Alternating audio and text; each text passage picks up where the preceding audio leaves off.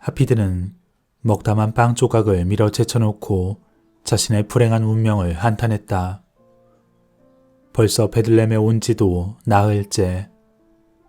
상단을 떠나올 때 그렇게 자신이 있었건만 가져온 붉은 옷 한 벌은 아직도 말등에 그대로 실려 있었다. 왜 사람들은 말조차 들으려고 하지 않지? 어떻게 하면 그들의 주의를 끌 수 있을까? 장사꾼들이 처음에 그렇듯 하피드도 그런 여러 고민을 하고 있었다. 대체 어떻게 장사를 해야 하는 걸까? 장기문 앞에 다가서면 느껴지는 그 두려움은 대체 무엇 때문일까? 어쩌면 하피드는 장사가 그의 소질에 맞지 않을지도 모른다 생각했다. 파트로스는 나를 젊은 투사라고 불렀는데 그냥 이대로 돌아가 버릴까? 그는 몇 번이고 다시 돌아가고 싶어졌다. 하지만 순간 사랑하는 리자와 그녀의 엄한 부친 칼레가 생각났고 모든 회의는 순식간에 사라졌다. 그래, 오늘 밤은 산에서 자고 돈을 절약해서 내일 다시 옷을 팔아보자.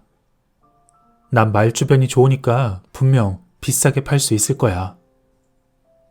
내일은 일찍 일어나야겠다. 그는 주인을 생각하며 힘을 내서 다시 빵을 먹기 시작했다. 처음엔 며칠이 걸리겠지만 나중엔 불과 몇 시간이면 수많은 옷을 팔 수 있을 거야. 그러면 난 그땐 세상에서 이름난 상인이 될 수 있겠지. 그리곤 주막을 나와 말이 있는 동굴로 향했다. 차가운 바깥 공기로 풀잎은 얼어붙어 있었고 그가 발걸음을 옮길 때마다 바삭바삭 소리를 내고 있었다. 그렇게 발걸음을 옮기다 저 멀리 동굴에서 새어나오는 불빛을 보고 그는 혹시 도둑이 들지 않았나 하고 걸음을 재촉했다. 그는 바싹 긴장한 채로 동굴 안으로 들어갔지만 막상 눈앞에 펼쳐진 광경에 그는 긴장이 탁 풀어졌다. 벽에 세워둔 촛불의 희미한 불빛 아래 턱수염이 덥수룩한 사람과 젊은 여인이 서로 몸을 의지하며 떨고 있었다. 그리고 그들의 발끝엔 소 먹이통으로 쓰였던 것처럼 보이는 움푹 패인 통 속에 아기가 자고 있었다. 아기의 주름이며 시몽색 살갗으로 미루어 보아 갓난아기임이 틀림없었다. 아기를 추위로부터 보호하기 위해 자신들의 옷으로 아이를 덮어싸고 있었던 것이었다. 여인은 몸을 부르르 떨고 있었는데 그녀의 얇은 옷은 이 추위에 아무런 도움이 되지 않음을 알 수 있었다. 하피드는 유심히 다시 아기를 보았다. 조그마한 입을 열었다 오므렸다 하며 웃고 있는 듯한 모습. 순간 이상한 감정이 떠올랐다. 마치 리자를 생각할 때와도 같이. 여인은 추위에 다시 떨고 있었다. 하피드는 잠깐 생각한 후에 물건이 실려있는 말에게로 갔다. 그리곤 천천히 매듭을 풀고는 꾸러미를 열어 그 옷을 꺼냈다. 손으로 한번 그 옷을 쓰다듬어 보니 역시나 붉은 촛불에 반사되어 반짝 빛이 나고 있었고 그 아래쪽엔 파트로스와 토라의 상표가 선명하게 보였다. 네모 안에 원과 별. 정말 좋은 물건이었다. 조심스레 사용한다면 한평생 무난히 사용할 수 있으리. 하피드는 눈을 감고 한숨을 내쉬었다. 그리곤 그들에게 다가가 갓난아기가 누운 집더미 곁에 앉아 아기에게 덮여있는 그 누더기 옷을 벗기고는 다시 엄마의 옷을 벗겨서 그들에게 돌려주었다. 두 사람은 하피드의 행동에 어쩔 줄 모르고 보고만 있었다. 그리고 나서 하피드는 그 붉은 옷을 펼쳐 잠자는 아기를 포근히 감싸주었다.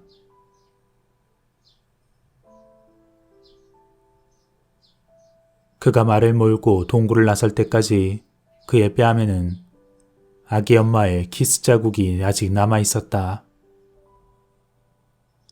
그리고 머리 바로 위엔 여태껏 보지 못했던 매우 밝은 별이 빛나고 있었다.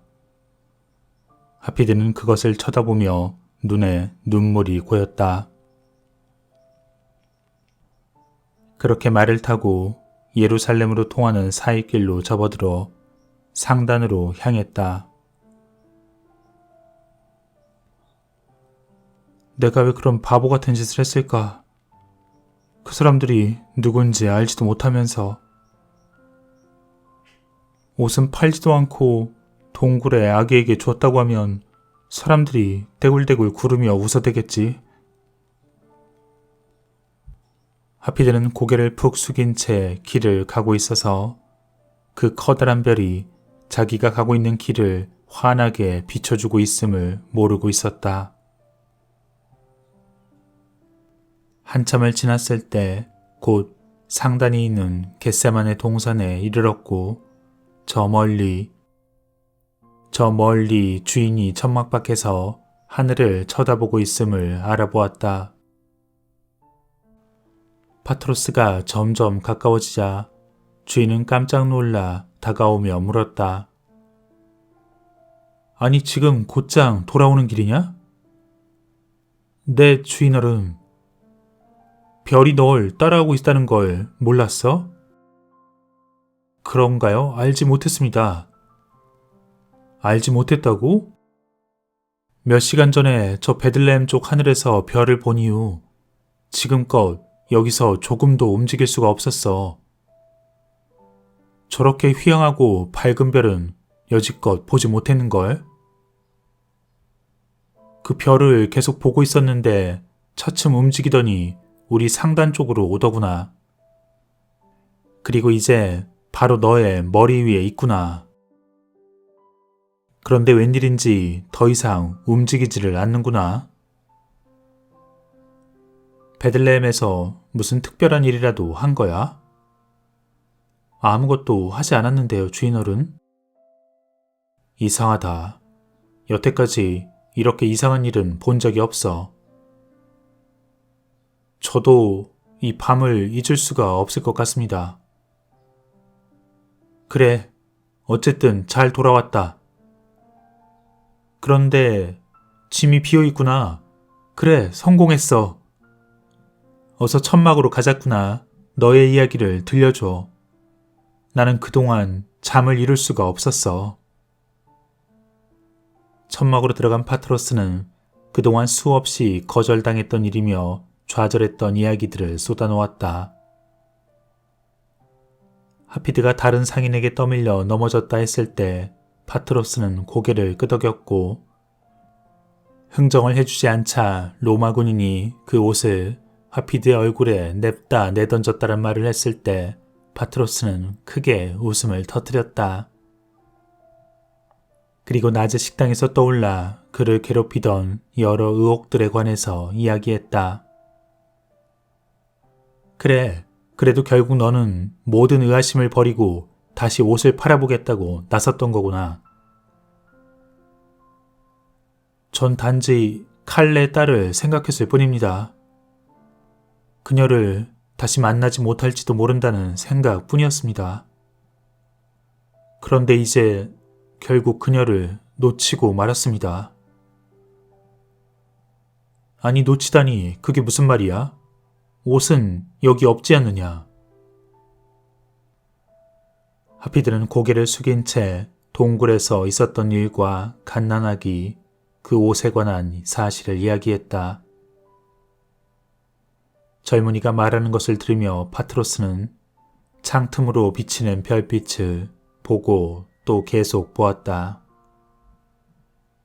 그 환한 별빛은 아직까지도 그 천막 주위를 대낮과 같이 환하게 밝게 비추고 있었던 것이었다. 하피들은 어느새 흐느끼고 있었지만 파트로스는 어느새 홀로 미묘한 미소를 짓고 있었다. 울음은 멈추고 정적만이 커다란 천막 안을 흐르고 있었다. 하피들은 스스로 낙타지기밖에 될 수 없다는 사실을 받아들이려 하고 있었다. 그리곤 벌떡 일어나 밖으로 뛰쳐나가려던 그 순간 이 위대한 상인의 손이 어깨를 붙잡았다. 하피들은 고개를 돌려 파트로스의 눈을 쳐다보았다. 이번 장사에서 넌 정말 많은 이익을 남겼어. 아닙니다, 주인 어른. 그렇지 않아. 내 생각엔 그렇단다. 저 별이 너를 따라왔다는 건 사실 내가 여태까지 몰라서 헤매던 일을 알게 해주었어. 팔미라에 도착한 후 너에게 다시 이야기해주마. 그런데 한 가지 부탁이 있다. 말씀하십시오, 주인어른.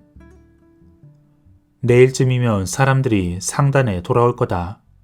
그러면 낙타들을 돌봐줘야 할 텐데 당분간 네가 계속 그 일을 해주었으면 좋겠구나. 뭐든지 기꺼이 하겠습니다. 실망시켜드려서 죄송합니다. 가서 사람들을 맞을 준비를 하렴. 우린 팔미라에서 다시 만나자고. 하피드가 천막에서 나왔을 땐 밝게 내리비치는 별빛에 눈이 부시어 잘 보이지가 않았다. 이윽고 파트로스가 외치는 소리가 다시 들렸다. 푹 쉬려무나 하피드야. 넌 결코 실패하지 않았어. 그 밝은 별은 밤이 새도록 그날 밤 하늘 위에서 계속 빛이 나고 있었다.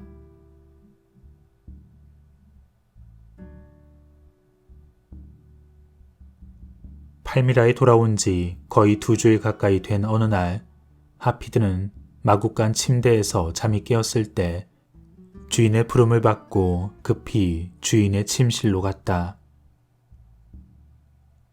하지만 어쩐지 파트로스는 몇 주 만에 무척이나 수척해져 있었다. 심지어 목소리까지도 지난번에 만났을 때와는 전혀 달라져 있었다. 하피드, 너의 포부에 대해 많이 생각해 봤겠지? 이 세상에서 가장 위대한 상인이 되겠다는 생각은 아직도 변함없는 거냐? 네, 물론입니다, 주인님. 그래, 그렇게 돼야지. 난 여기서 너와 함께 많은 시간을 보내려고 했다만, 그래, 나한텐 또 다른 계획들이 있었어. 하지만 지금 나한테 찾아온 이 죽음이란 친구는 어떻게 팔아버릴 수가 없구나. 파트로스는 기침이 나와 잠시 말문이 잠겼다. 우리가 함께할 시간이 얼마 남지 않은 것 같아. 자, 이제 시작해보자. 순간 하피드는 무슨 일인지 어리둥절했다. 저 침대 밑에 놓여있는 편백나무 상자를 열어보거라. 하피드는 무릎을 꿇고 조그만 가죽끈으로 묶여진 상자를 끌어당겼다. 그리곤 주인의 발이 있는 침대 아래쪽에 그것을 놓았다. 노인은 다시금 목청을 가다듬었다. 수십 년 전 내가 너처럼 고작 낙타지기에 지나지 않았을 때 동방에서 온 여행자 한 사람을 구해준 적이 있었지.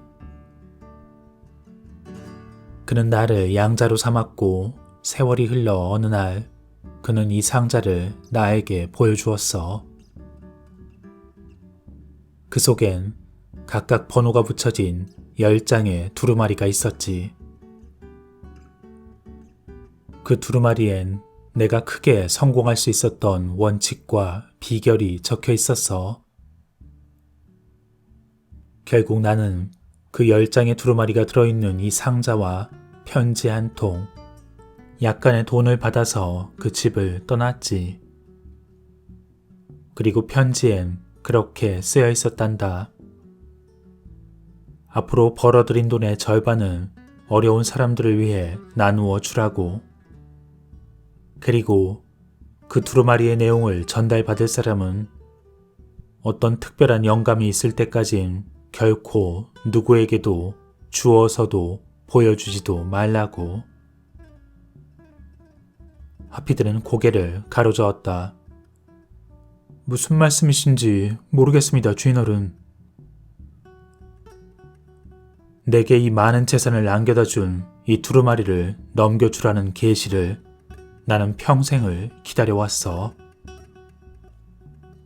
네가 베들레헴에서 돌아오기 전까지만 해도 내가 죽기 전에 그런 사람을 만날 수 있을까 나는 계속 걱정을 하고 있었지. 하지만 그날 알았단다.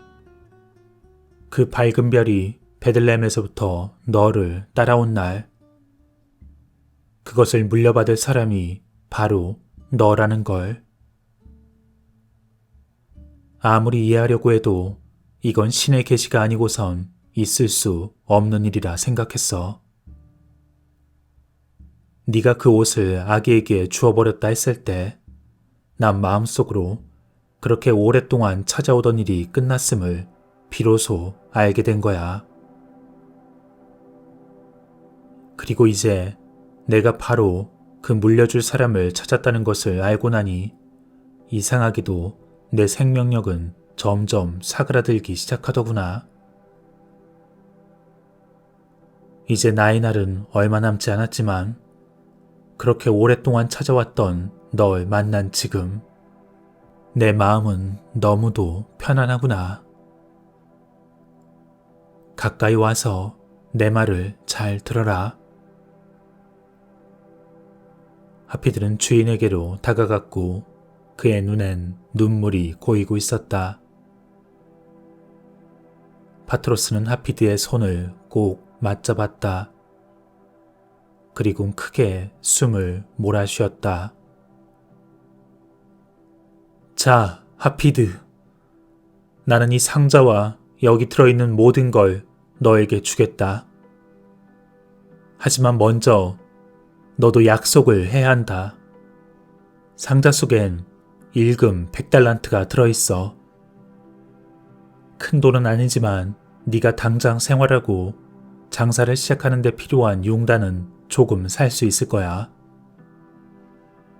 난 너에게 많은 재산을 주지 않겠다. 그렇게 한다면 너에겐 분명 도움이 되지 않을 거니까. 너 스스로 세상에서 가장 부유하고 가장 위대한 상인이 되는 그 길을 찾아 나서라.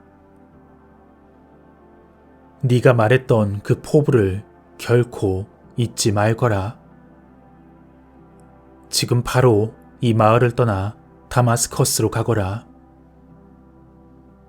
거기로 가면 이 두루마리에서 배우게 될 그 모든 걸 응용할 수 있는 무한한 기회를 만나게 될 수 있을 거야.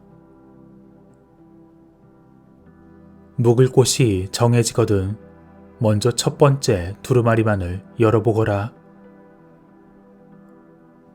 그리고 그걸 충분히 알게 되면 다른 모든 두루마리에 적혀있는 판매 원칙들을 이해할 수 있게 될 거야. 반드시 첫 번째 두루마리가 지시하는 대로 따라야 한다. 알겠지? 네, 그러겠습니다, 주인님. 그래, 잘됐다. 잘됐어. 네가 그것을 지키기만 한다면 생각보다 훨씬 더 큰 부자가 될 수 있을 거야. 그리고 두 번째 조건은 벌어들인 돈의 절반은 어려운 사람들을 위해 나누어 주어야 한다는 것이다. 명심하겠습니다. 그리고 마지막 조건은 너도 역시 나처럼 어떤 영감을 받기 전까진 이걸 그 누구에게도 말하거나 전해주지 말거라. 명심하겠습니다. 파트로스는 그제서야 마치 무거운 짐이라도 벗어버린 듯 편하게 숨을 내쉬었다. 자, 이제 상자를 가지고 떠나도록 해라. 앞으로는 영영 볼 수 없겠구나. 꼭 성공하길 빈다. 언젠간 리자와 행복하게 될 거야. 자, 가거라. 상자를 들고 침실을 나올 때 하피드의 뒷밤에선 눈물이 주르르 흐르고 있었다.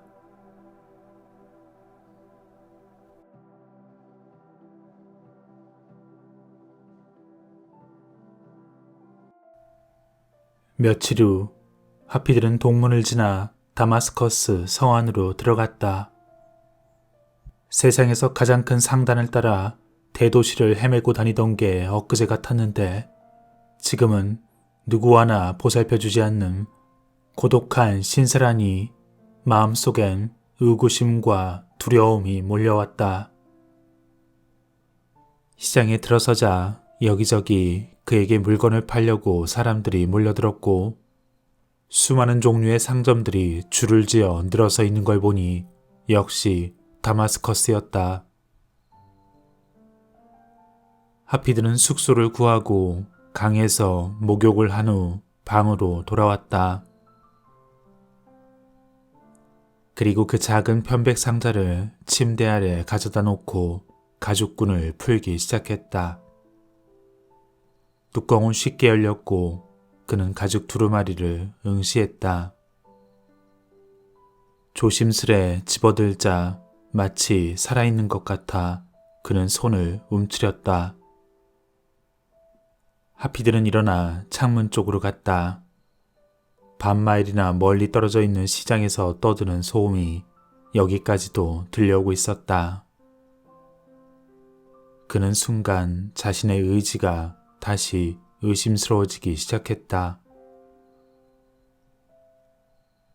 나는 고작 낙타지기에 불과했는데 나 혼자 이 세상에서 가장 훌륭한 상인이 되겠다니 그게 정말 가능한 일인가? 거리에서 소리치는 행상 앞을 겁이 나서 제대로 지나지도 못하면서 저렇게 장사에 뛰어난 사람들이 줄지어 있는데도 주인님, 제가 다시 주인님을 실망시켜드릴까 두려운 생각이 듭니다. 그는 침대에 몸을 누웠고 여행으로 인한 피로에 금세 잠이 들었다. 아침에 요란한 새소리에 눈을 떠보니 참새 한 마리가 상자 위에 앉아 있었다. 그는 이상한 눈길로 그 참새를 바라보며 창문께로 다가갔다. 밖에는 수많은 참새들이 나무 덩쿨이 위에 앉아 있었고 창문가에 있던 참새들은 그가 다가가자 모두 날아가 버렸다. 하지만 상자 위에 있던 참새는 조금도 움직이지 않으면서 그를 쳐다보고 있었다. 하피드는 천천히 상자로 다가가 손을 뻗쳤다.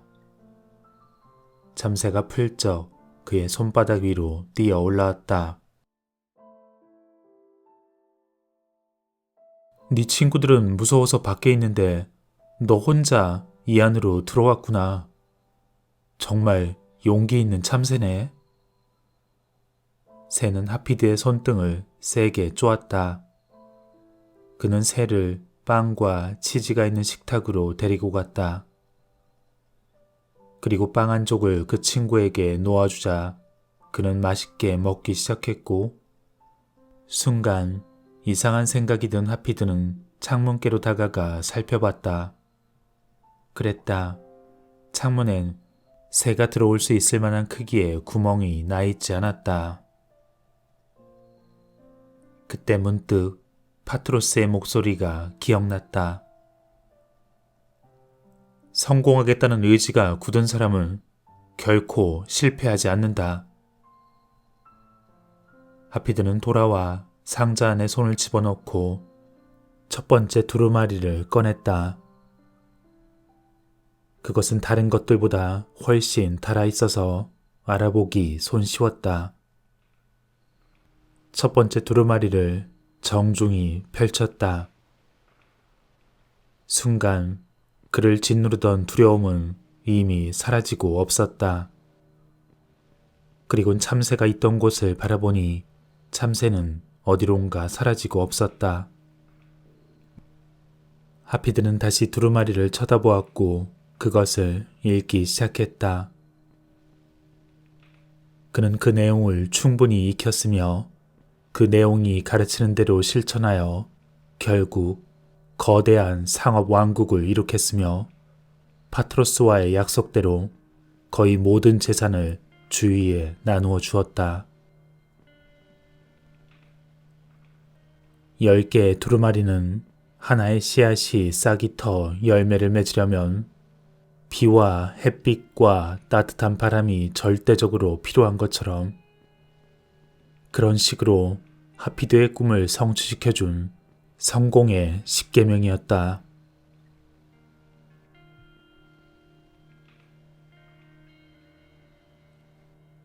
때는 다시 지금.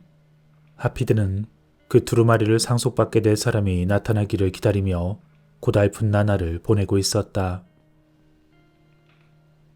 오직 그의 신복인 에라스무스만이 그의 유일한 친구로 곁에 남아 있었다. 계절이 바뀌고 세월이 흘러 노인은 정원에 조용히 앉아 있을 뿐 아무런 일도 일어나지 않았다. 하지만 그는 기다리고 또 기다렸다. 그 재산을 모두 나누어 준 후 벌써 3년이란 세월이 흘렀다. 그러던 어느 날 사막의 동쪽편에서 작고 낯선 사람이 나타나 다마스커스로 들어오는 길을 따라 곧장 하피드가 사는 궁전 앞에 멈춰섰다. 그의 행색은 정말 초라했지만 에라스무스는 누구에게나 그렇듯 정말 정중하고 예의 바르게 무슨 일 때문에 찾아왔는지 물었다. 주인을 좀 만나 뵙고 싶습니다. 하지만 그가 무엇하는 사람인지 도무지 짐작조차 할 수 없었다. 신발은 모두 찢어져 실로 꿰매어져 있었고 다리는 온통 상처투성이에 헐렁하고 다 떨어진 털로 된 옷을 걸치고 있었으며 머리털은 길게 드리워져 있었다. 하지만 어쩐지 그 낯선 이의 눈빛만은 햇빛을 받아 붉은색으로 반짝이며 마치 타오르는 불꽃처럼 보이고 있었다. 무엇 때문에 주인님을 만나려고 그러시오? 제발 당신의 주인을 좀 만나게 해주십시오. 난 결코 그를 해하거나 어떤 도움을 청하러 온 게 아닙니다. 꼭 전할 말이 있습니다. 내가 조금이라도 주인님을 화나게 한다면 즉시 돌아가도 좋습니다. 에라스무스는 마음이 아직도 놓이지 않았지만 주위를 천천히 살피며 문을 조심스럽게 열어 안쪽을 돌아다 보았다. 정원에선 여전히 하피드가 졸고 있었다. 에라스무스는 그를 조심스레 안으로 안내하곤 헛기침을 해서 주인을 깨우려 했다. 그가 몇 번의 헛기침을 하자 그제서야 하피드는 눈을 떴다. 죄송합니다, 주인어른. 그런데 손님이 찾아왔습니다. 하피드는 아직 잠이 덜 깬 눈으로 어느새 머리를 숙이고 앉아 말을 하고 있는 낯선 자를 응시했다. 당신이 지상 최대의 상인이라 불리는 분이십니까? 하피드는 약간 얼굴을 찌푸리고 고개를 끄덕이며 말했다. 지금은 아니네. 이전엔 그렇게 불렸지만 이미 그 왕관은 이 늙은이의 머리에서 사라졌다오. 그런데 대체 나를 찾아온 이유가 무엇이오? 낯선 이는 하피드 앞에 다시 정중히 서서 눈을 깜빡이며 낮은 목소리로 답했다. 전 바울이라 합니다. 고향인 탈수스에서 여기까지 왔습니다. 부탁이 오니 제 모습을 보시고 실망하지 마시고 제발 저를 믿어주십시오. 저는 거린도 나쁜 사람도 아닙니다. 저는 유대족의 바리새인입니다. 당신만이 저를 구할 수 있기에 여기에 찾아왔습니다. 만약 허락해 주신다면 제 얘기를 말씀드리겠습니다. 에라스무스는 어쩐지 그 낯선 이가 의심스러워 그의 뒤에서 고개를 내저었지만 하피드는 그의 이야기를 허락했다. 지금부터 4년 전 저는 예루살렘에서 스테반이라는 선지자에게 박해를 가하는데 동참했습니다. 하피드는 조금 의아스러운 듯 했다. 그런데 이 일이 나와 무슨 상관이 있는지 도무지 모르겠네. 바울은 마치 노인의 말을 막듯하며 손을 쳐들었다. 다 말씀드리겠습니다. 사실 스테반은 예수님의 추종자였으며 예수님은 스테반의 사건보다 1년 전쯤 십자가에 못 박히셨습니다. 그리고 스테반은 예수가 메시아라 옹호했고 결국 이는 유대인들의 미움을 사게 되어 그도 똑같이 목숨을 잃게 되었습니다. 그리곤 저도 거기에 열렬히 동참했죠. 게다가 저는 명을 받고 예수님의 제자들을 붙잡아 처벌하려고 이곳 다마스커스까지 찾아온 것이었습니다. 하지만 제가 그런 마음으로 이곳에 도착했을 때 하늘에서 갑자기 한 줄기의 광채가 제게 비추었고 저는 땅 위에 엎드렸습니다. 그리고 눈앞이 캄캄해졌고 오직 한 소리만이 들렸습니다. 바울아, 바울아, 어찌하여 네가 나를 핍박하느냐? 저는 답했습니다. 당신은 뉘시오니까 나는 네가 그렇게도 박해하는 자다. 지금 곧장 일어나 도시로 들어가거라. 그러면 네가 할 일을 알게 되리니. 저는 바로 다마스커스로 들어가 거기에서 예수님의 제자들을 찾아 그 집에서 3일 동안 머무르며 또 하나의 기적을 경험했습니다. 며칠 동안 멀었던 눈이 아나니아스라는 사람이 찾아와 손을 올리자 다시 볼 수 있게 되었습니다. 그 역시 어떤 기적을 목격했고 그 사실을 내게 전하러 왔다고 했습니다. 하피드는 아까와 달리 상당한 관심을 보이고 있었다. 그래서 어떻게 되었나? 저는 유대인의 교회에 가서 예수님이 바로 하느님의 아들이라 말했습니다. 그러자 사람들은 모두가 혼란스러워했죠. 지금껏 예수님의 제자들을 핍박하던 사람이 갑자기 변했으니 말입니다. 하지만 저는 그들에게 제 마음의 변화를 확신시킬 순 없었고 오히려 그들이 저를 잡아 죽이려 했으므로 저는 다시 도망쳐 나왔습니다. 그리고 예수님의 제자들을 찾아다니며 제가 경험한 이야기를 했지만 그들 누구도 저에게 가까이 오려고 하지 않았습니다. 그러던 어느 날 지쳐 홀로 앉아있을 때 하나님의 목소리가 다시 들려왔습니다. 목소리가 이르기를 그대는 거의 4년 동안 말씀을 전했으나 빛을 보지 못했다. 하나님의 말씀을 파는 방법을 모르면 사람들은 너의 말을 들으려 하지도 않으리라. 나는 모든 사람이 알 수 있도록 비유해서 말하지 않았더냐? 식초를 가지고는 파리 몇 마리밖엔 꼬이지 못할 것이니라. 다마스커스로 돌아가 지상 최대의 상인이라 칭송받고 있는 그 사람을 찾으라. 그러면 내 말을 세상에 전할 수 있도록 그가 그 방법을 가르쳐 주리라. 순간 하피드는 에라스무스를 쳐다보았다.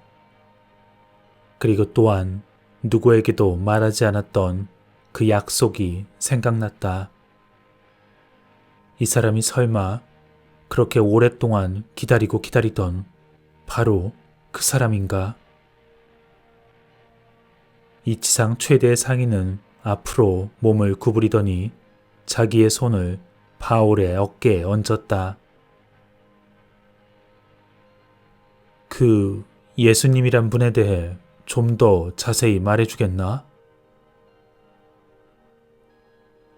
바울의 음성은 생기가 있고 우렁차고 힘이 있었으며 두 사람이 귀를 기울이고 있는 앞에서 그는 예수와 그의 생애에 대해 이야기했다.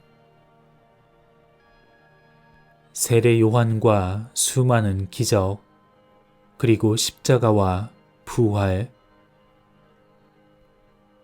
그 긴 이야기를 마치자 마지막으로 그는 하피드에게 보여줄 것이 있다며 자신이 가져온 자루를 풀기 시작했다. 그리고 그 자루에선 곧 한 벌의 붉은 옷이 꺼내졌다.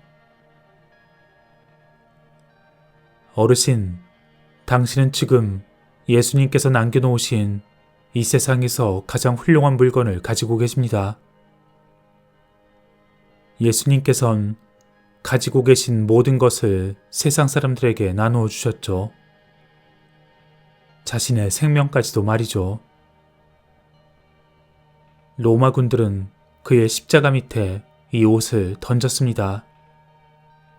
그리고 전 지난번 예루살렘에 갔을 때 이 옷을 찾으려고 얼마나 애썼는지 모릅니다. 순간 하피드의 얼굴이 창백해졌다. 그가 그 옷을 조심스럽게 손에 들고 피로 얼룩진 그 옷을 뒤집은 순간 그의 손이 떨리기 시작했다. 에라스무스는 주인의 표정에 놀라 앞으로 다가섰다. 하피드는 옷을 뒤적이더니 옷에 새겨진 작은 별을 찾아냈다. 토라의 상표. 그랬다. 그것은 바로 파트로스가 팔고 다니던 그 수공업자의 상표. 그리고 그 옆에 네모안에 하나의 원. 파트로스의 상표였다. 하피드는 그 옷을 들어 공손히 그것을 가져다 자신의 뺨에 대었다. 하피드는 고개를 가로저으며 생각했다. 불가능한 일이라고. 수천 벌의 옷이 여러 곳으로 팔려나갔을 터인데 이 옷은 분명히 자기가 동굴 속에서 준 것이었다. 옷을 껴안은 채 하피드는 쉰 목소리로 얘기했다. 예수님의 탄생에 대해서 좀 더 말해주겠나?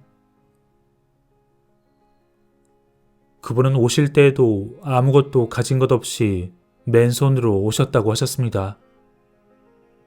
베들레헴의 동굴에서 태어나셨다고 들었습니다. 하피드는 어느새 웃고 있었다.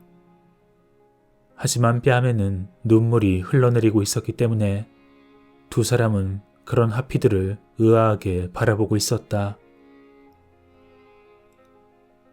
그 아기가 탄생했을 때 사람들이 그때까지 한 번도 보지 못했던 큰 별이 하늘에서 보였다고 하지는 않았나? 바울은 하피드가 그것을 어찌하는지 놀라 입을 벌린 채 말을 할 수 없었다. 아니, 그럴 필요도 없었다. 하피드는 그의 팔을 벌려 힘껏 바울을 얼싸안았다. 이번엔 두 사람 모두 눈물로 범벅이 되었다.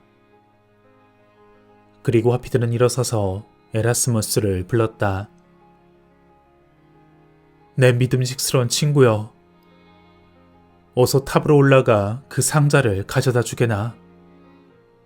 이제야 우리가 그렇게도 고대하던 두루마리의 상속자를 찾았다네.